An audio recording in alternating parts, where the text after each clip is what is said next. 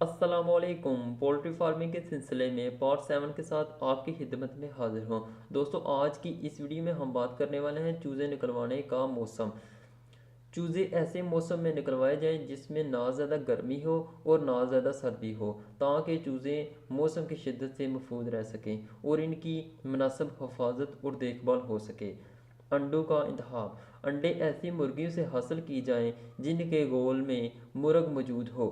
अंडे साफ़ सुथरे और गलासत से पाक हों। इन पर किसी किस्म की गंदगी मौजूद ना हो। दरमियानी साइज़ के अंडे ज़्यादा चूज़े हासिल किए जा सकते हैं। अंडों का छिलका शिकस्ता ना हो और एक हफ्ते से ज़ायद मुद्दत के ज़ख़ीरा ना किए जाएं। देहात में चूज़े निकलवाना। अरसा कदीम से कड़क मुर्गी चूज़े निकलवाने का काम सर अंजाम देती है और आजकल भी कड़क मुर्गी से ही चूज़े निकलवाए जाते हैं। कड़कपन एक मरूसी खसूसियत है। हुकूमत चाहती है कि देहात में ज़्यादा पैदावारी सलाहियत की हामल मुर्गियाँ आम की जाएँ। इस मकसद के लिए पोल्ट्री यूनिट का प्रोग्राम शुरू किया गया है। ऐसे प्रोग्रामों का ख़ात्मी नतीजा ये होगा कि देहात में देसी मुर्गियों की जगह आला नस्ल की मुर्गियाँ ले ली गईं जो कि कड़कपन से पाक होगी। लिहाजा देहात में चूज़े निकलवाने के लिए अब छोटे छोटे इनक्यूबेटर तैयार होने लगे हैं।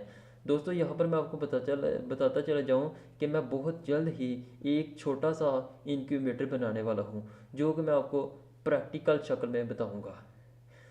इसके आगे शुरू करते हैं। जो बिजली और मट्टी के त्यार से मट जो बिजली और मट्टी के तेल से चलते हैं। इन इनक्यूबेटर में से 50 से 200 अंडे सहे जा सकते हैं। घरेलू मुर्गी खाने के लिए ऐसा इनक्यूबेटर नहायत फ़ायदेमंद होता है।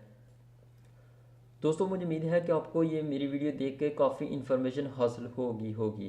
तो दोस्तों, इस वीडियो को लाइक कर दें। अगर कोई वीडियो में कुछ सवाल को पूछने को रह गया है तो कमेंट बॉक्स में जाकर मुझसे पूछ सकते हैं और वीडियो को शेयर कर दें और ज़्यादा से ज़्यादा मेरे चैनल को सब्सक्राइब कर दें ताकि मेरी तमाम वीडियोज़ आपको बज़रिया ईमेल नोटिफिकेशन मिलती रहें, वो भी सबसे पहले।